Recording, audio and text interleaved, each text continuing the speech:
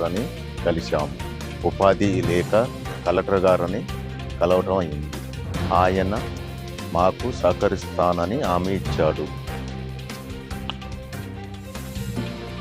Collector గారు మాకు సాయం చేస్తానని హామీ ఇచ్చాడు, సహకరిస్తానని. నా పనికి ఇసుక నింపుతానికి కూడా పోయేవాళ్ళని ఇసుక కూడా బంద్ చేసి డోజర్లతో నింపు ఆ ఉపాధి కూడా లేకుండా చేశారు. మా కార్మికులు ఎవరు పని లేక ఇదవుతున్నాము అని. అమాలి లేదు, గోదాముల్లో కూడా మమ్మల్ని ఎండగానించలేదు. చేయించినా కూడా ఫలితం లేకుండా అవుతుంది.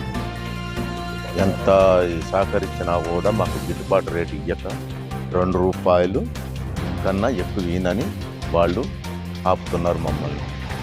బయట నుంచి తీసుకొచ్చి వాళ్ళు మనసులతో పనిచేపిస్తాం. మాకు ఉపాధి కల్పించమని కలెక్టర్ గారిని కలిసాం. బోధన మండలం కార్మికులం. మేమేమంటే ఉపాధి హామీ లేక కలెక్టర్ గారికి కలిసి ఉపాధి హామీ గురించి ఏదైనా ఉపాధి కల్పించాలని, గోదాముల్లో కానీ లేదా వేరే ఏదన్నా పనులు కల్పించాలని కలెక్టర్ గారికి హామీ ఇచ్చాము. వినతి పత్రం ఇచ్చాము. ఆయన మాకు సహకరిస్తారని చెప్పారు. బాధలు తెలుసుకొని ఆయన ఏదో ఒకటి కల్పిస్తారని చెప్పారు. అందువలన ధన్యవాదాలు.